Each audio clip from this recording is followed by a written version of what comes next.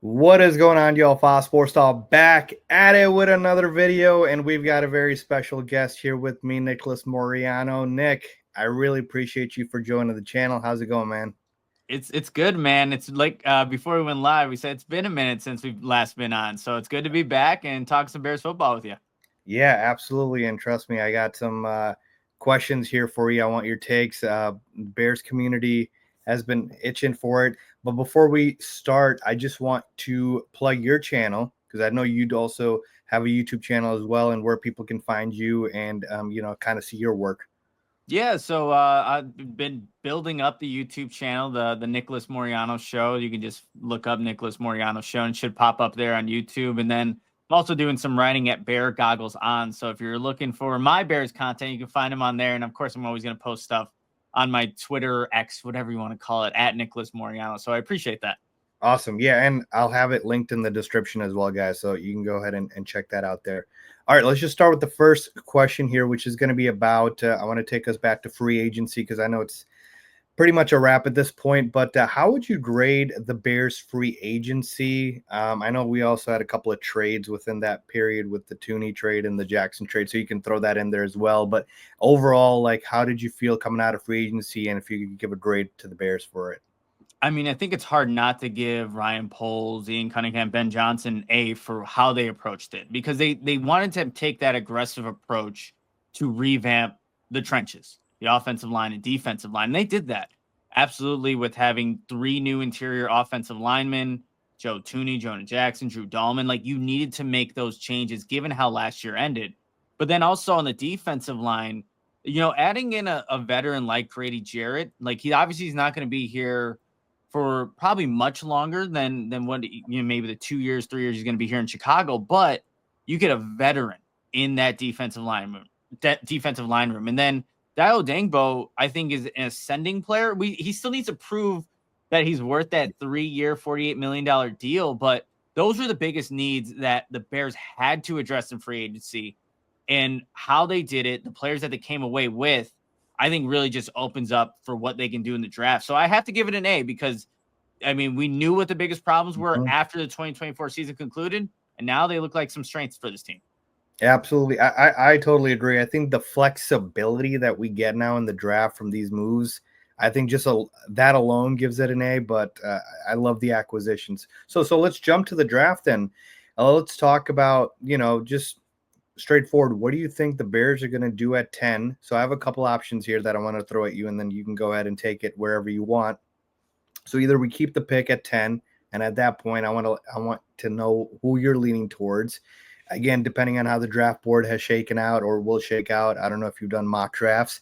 And then the other possibilities are they could trade up or they could trade down. And there's been sort of rumors both ways. So where do you see them going? Man, I think it's such a fascinating conversation with the 10th overall pick that the Bears do have. And especially when, just listening back and reading some of the comments that Ryan Poles, Ben Johnson have made just at the NFL owners meeting this past week or even just yesterday.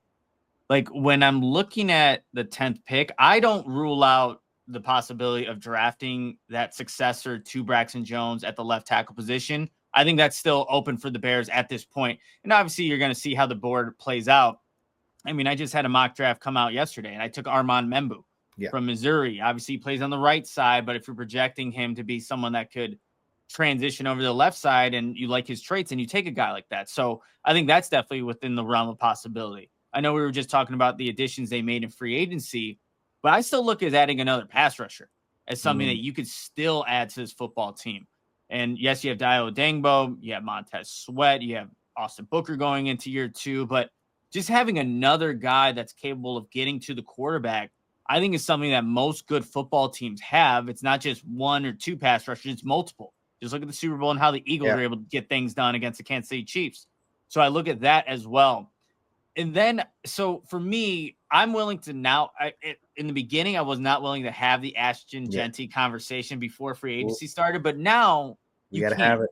You Yeah. got to have it because it's definitely within the realm of possibility for them to draft a blue chip, game changing player at that position, especially given what Ben Johnson was able to do with 2 running backs. Like DeAndre Swift's going to be a part of this football team, regardless of how people viewed his 2024 season. He's going to be a part of it. But if you add a guy like Ashton Genty, that gives you the 1-2 punch that, I think Ben Johnson could be really creative with. And then finally, Tyler Warren, Penn State tight end. Man. Don't go there, Nick. Yeah, no. So I did a whole episode about it, and I could get he's really intriguing. And Ben Johnson could probably find a bunch of ways to use a guy like that. I'm not willing to go there for the Bears at 10.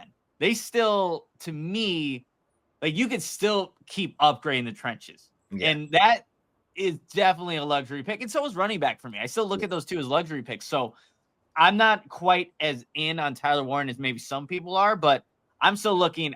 If I had to pick, I still think the trenches are going to be where that 10th pick goes. Okay, fair. And again, you did have Armand Membo as your pick. So essentially, if you guys want to name, that's Nick's name right there as far as who he thinks the Bears will take. I want to circle back to the Braxton Jones sort of replacement that we talked about here. There's been chatter on Twitter about the fact that the Bears have his replacement, and that's Kieran Amagaji, right? Mm-hmm. So what do you think the Bears' plan is for him? Let's say we do go after Will Campbell, or does he stop us from going after a Will Campbell or another guy at that spot? Do the Bears see him as a major investment that they need to get out on the field and get him some playing time? Well, I think Ryan Poles definitely still has a lot of confidence in Kieran Amagaji, and just the comments he made yesterday about him. He was asked a question, Ryan Poles, at the owners' meeting, how do you take this approach that you can upgrade the left tackle position and then also factor in Braxton Jones' injury, he's coming up for a contract, and the first thing that comes out of Ryan Poles' mouth is Kieran Amagaji. He throws him into the mix automatically. So I still believe that Ryan Poles believes that Kieran Amagaji can be, a good football player. And look, even the fact that Ryan Poles drafted Kieran Amagaji shows that maybe what he might even think of Braxton Jones as well. If this guy's supposed to be coming in to compete and potentially replace, he's already there. But again, maybe I'm reading too much into this, but his comments, he said just yesterday, it's not a problem to have a surplus at a position. So you can have Braxton Jones, you can have Kieran Amagaji, and you can have a top 10 pick at a left tackle there. And I don't think that's necessarily an issue. You find whatever guy's going to work out and be the best for, the team moving forward, and then you figure it out. He also said there are players that may be on the team if they were to go that route, they may be on other teams. So that's all a part of the equation. So I think Ryan Poles does like Kieran. He wants to see that work out. He also wanted to see Velus Jones work out. He held on to that leash a little bit too long. So I think there is a natural, I want to see these draft picks that we invested in. Kieran Amagaji, a former third rounder. You want to see him on the football field. I'm just not ready to go all in. If that's the option, knowing what his rookie season was, he had obviously injured going into training camp. Made a spot start really in Washington, did okay there, and then Minnesota happened, and I think all confidence was lost there at that point. But I think he does want to see that play out. But I'm still, again, not ruling out a left tackle at number 10. And totally fair. Look, just because Ryan Poles invested in him doesn't mean that, he's a good player. But jury's still out. I'm not saying, his future is set or anything like that. So just another follow-up on the draft. Do you see a trade down scenario here, or do you think they stick at 10? Yeah, I would think a trade down is far more likely than a trade up. Just how Ben Johnson's been talking about this draft, even Ryan Poles, there seems to be more value and potential impact players just in a group in the 50s, 60s, 70s, where, the Bears do have their 2 second rounders. They have that third rounder as well. So I don't think, moving up would be the option for the Bears. But if there is somehow this scenario at 10 where somebody, again, someone needs to have a urgency to want to move up. I don't think one of the quarterbacks going to fall there, but maybe one of the wide receivers is there for a team that really wants to get one of these guys, or one of the tackles that the Bears don't feel comfortable with taking, but are willing to move back in that, the middle teens, and then you can maybe acquire another pick in the second, third round. Like that would be, I think, enticing for the Bears, knowing that they identified that range of players as finding guys that can come into this football team, make an impact. Like Ben Johnson was saying, maybe they might not be day one starters, but they will make an impact in their rookie season. Yeah, no, it makes sense. So I am in complete agreement with you. I think a trade down is much more likely than a trade up. I think the Bears, if they don't like somebody at 10, if they're not all the way sold, I think they're trading down. I think it's very, very much a possibility. Okay, let's move towards the guy that Bears fans are more excited about than anybody, and it's not Caleb, it's Ben Johnson. I want to talk about, what do you see is the biggest improvement that Ben Johnson will bring with Caleb? I know he talked a little bit about this in those interviews that we've seen yesterday and the past couple of days, but can you highlight maybe a specific part of Caleb's game that you think he's going to bring out that Ben Johnson is going to focus on to improve? Yeah, I mean, there's a couple of things here. I think one is that when Caleb's, going through a play, like hanging on to the football, that was something that, Ben Johnson was asked about and probably led to, a good amount of those sacks that happened, 68 last season. But I think with Ben Johnson, it's one, they're going to both get on the same page with the offense, learn the terminology, learn the language, and then understanding when the ball needs to get released. Like that was the thing that Jared Goff did so well last season with Ben Johnson with the Lions. And that I think is going to be a benefit to Caleb Williams as he enters year two, just understanding the timing that it does take to be successful in the NFL. So that's one thing. Playing a little bit more under center is also going to be something that's going to be a part of this Bears offense in 2025. Another area that Jared Goff was really successful with Ben Johnson in 2024 and 2023 in the years that he was calling plays for the Lions. So you're seeing these different aspects of playing the quarterback position that, weren't done quite enough, frankly, in Caleb's rookie season, but will play, a benefit to him just having more success in year two. So just like those types of things. And, when you listen to Ben Johnson talk, to me, it's just a breath of fresh air a little bit from like Matt Eberflus, who would maybe bounce around a question. And maybe this is just Ben Johnson being new to a head coach, but he is answering questions. He's trying to be detailed. He's trying to give you, answers to, just, again, the questions that are being asked and doing it in a way that, makes sense to the listener, probably the viewers as well. But just identifying the little tangible things that Caleb Williams can be doing, like footwork, the timing, the understanding of the offense that will allow him to be successful in year two. So I'm looking forward to all those things that Ben Johnson's going to bring. And quite frankly, when you look at Caleb Williams and Jared Goff, they are different quarterbacks. So just seeing what Ben Johnson can do with a more athletic quarterback, that's going to be enticing to watch it in itself. Yeah, I totally agree that he had a question that he answered and talking about how EPA leads to more wins. And I was like, I don't even know if Matt Eberflus knows what EPA is. I was just thinking, this is incredible to have a head coach like this. So great answer on that one as well. Let's talk about the Bears win total. Have you seen the Bears win total for next season? They already released them. I want to say it's probably like 8.5.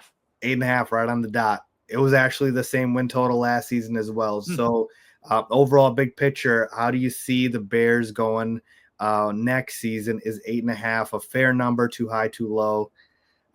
Give me your thoughts.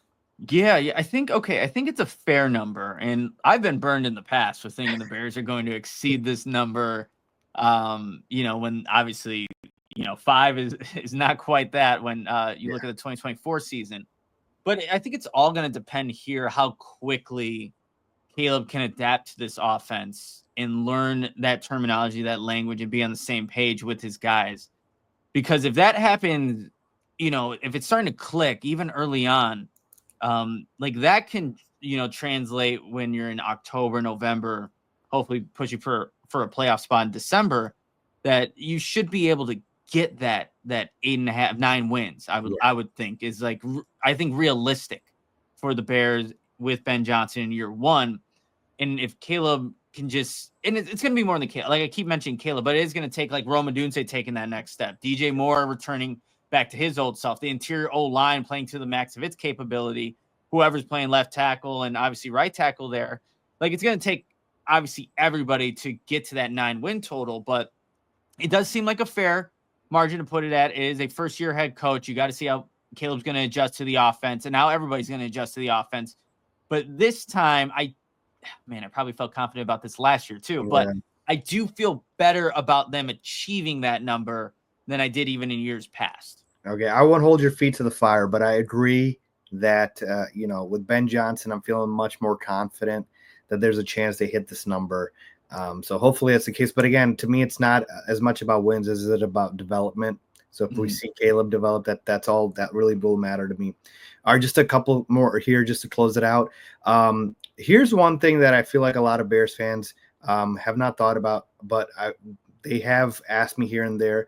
The third option on offense. So we have DJ and Rome as our top two, right? Cole Kmet last year, he kind of got phased out of the offense. They didn't use him properly. Obviously, that's why the coaching staff is no longer here. We added a couple of pieces in free agency and Olamide Zaccheaus. We also added Devin Duvernay. I know he's more of a return specialist, but he can also play receiver. Then you also still have Tyler Scott, which I want to hear your thoughts on as well. And they could potentially add somebody in free agency still or draft somebody. Is Cole Kmet the clear third option on this offense, or somebody else is going to step up, or do we just not know at this point? I would say Cole Kmet should be the third option in this Bears offense. And honestly, like looking at specific plays, like he can be maybe the primary target, just given how much that Ben Johnson was able to get out of Sam Laporta, back in Detroit. And they are different players. Like I think Sam Laporta is a better route runner, is able to create more yards after the catch, where, a guy like Cole Kmet is not quite that, but he's still a capable tight end in this football, in this league, in this offense, and potentially with Ben Johnson too. Like I want to see that, what Ben Johnson can do for Cole. Because like you said, like at the end of last season, or like even throughout that season, like it just wasn't meshing right with what Cole was maybe running or how many targets he was getting in a game, when he should be able to exploit some of these matchups. So I think Cole Kmet is your third option. And for the guys that they did bring in, some of the people that will provide that vertical threat with Olamide Zaccheaus and Devin Duvernay, like I said, we do still have Tyler Scott. I'm curious how Ben Johnson even views a guy like that, because they had Jameson Williams there in Detroit, and he was definitely the guy that can take the top off the defense. You have St. Brown, Laporta, but Jameson Williams is going to be the guy that's going to create that vertical threat, which is going to allow the other two to work maybe down low or that intermediate to shorter route concepts. But like even having someone with Tyler Scott's speed or Zaccheaus' speed on the field, that opens things up for the other playmakers out there. So to answer your question though, like Cole Kmet should be the option number 3. And I'm curious to see how Ben Johnson really just expands and maximizes his talent to hopefully see just a much more efficient Cole Kmet. Like I don't think he's gonna be quite the player that Sam Laporta was last year. But that's not a bad thing, because I think Cole could still be a very productive player in this offense. Yeah, I agree. Cole Kmet should, like you said, be the third option. If we have somebody else emerging, then clearly I feel like he wouldn't be used right as well, but who knows? And then Tyler Scott, just a complete wild card here. I just don't know what we can expect from him, but I guess we'll see. All right, Nick, I just want to close out here with a question that's like not as much focused on the Bears, but as far as like coverage, a lot of fans want to know, you were at Hallis Hall a lot. You've been there a bunch of times, obviously covering the team. Just take us through that and how, these guys, Ryan Poles, Ben Johnson, the McCaskies, how do they operate? How do you see them in person? Because seeing them on social media, I feel like it's much different. Do you see anything that you wouldn't notice obviously online versus in person, and just kind of talk about how these guys really, really operate as football people? Yeah, no, I mean, that's a good question. Throughout the season, I'm definitely, like Hallis Hall is like a second home, to be completely honest. So, and we really don't get a chance to see much of like Ryan Poles other than when we get during the season, you get maybe like 10 minutes of time to view practice, and that's it. So you get to view 10 minutes, you kind of see the stretching, a little bit of individuals, and you go in, and then you will see Ryan Poles. You see Ian Cunningham out there, and like just those small interactions, like them giving fist bumps to like some of the players as they're going down the stretching lines and things like that. But I will say this, like being in the locker room with the players, I always like, it's not that there's like clicks or anything like that, but you just get to see who interacts with who. And Caleb Williams had his locker, like you enter the locker room, his locker's all the way down to the left. He has Tyson Bagent next to him. Tyler Scott was over there. Cole Kmet was basically, just right across. You had DJ and Rome. They stay in that area. The offensive line's opposite of him. But Caleb was always very open to speaking to really anybody. And like, even like the media is technically, we're not allowed to talk to the quarterback when he's in the locker room. Like he has his podium availability on Wednesdays, but like, I'll never forget someone brought up the football show Blue Mountain State to him, or I think he actually brought it up. So we were talking about old football shows and he's like, have you guys seen Blue Mountain State? And I'm like, well, I know. I mean, I watched that growing up when I probably, my parents would have killed me if they saw me watching it. But I was watching it, and then I'm like, I brought up some episode where they did some obscure thing, and Caleb was all down and remembered it. It's like those little interactions were like, it dispelled everything that anybody ever talked about Caleb Williams leading up to the draft. Like all the speculation about how he was his football character, how he was off the field. He's a good dude. Like that's what I really come away from this first season. And I'm really looking forward to what he can do in year 2. And then just one other thing, like when I was in the locker room, like I would bring in my tablet that will not charge for whatever reason, but I would bring it in and break down game tape from, just a previous game and just have the players go through it. And I'll tell you that just like speaking with bunch of different players from starters to backups to special teamers, they love that kind of stuff. Like going through the tape and kind of explaining what they saw, why they did what they did, so that it kind of just informs too some of the, the fans that watch. Like, I think we're all very, we could be critical of like how things happen, but we don't we can watch a play and never understand why it actually happened. What's actually the protection? What are the routes concepts? What's the timing of it? So it's always been great for me to go in there and get a better understanding of these things. And the players want to talk about it as well. So I really, have just be grateful of that opportunity just to kind of get a better understanding. And then obviously get to share it with, everybody that loves football, the X and O's. So I've always found that to be a really cool experience. No, that's awesome, Nick. I felt like I was in the locker room with you as you were talking through that. So I know the viewers will appreciate that. So no, that's awesome. And I hope, the coverage doesn't stop anytime soon. So I appreciate that, Nick. So that was my list of questions. Hopefully that wasn't too bad, Nick. I really, really appreciate you being on. And as I mentioned to you guys, I'll have his links down below for his channel and for his the website that he does write for. So, Nick, I appreciate you coming on the show, man. Thank you for having me. It was good to catch up and talk Bears football with you again. We'll have to do it again really soon. Yeah, absolutely. All right. See you guys.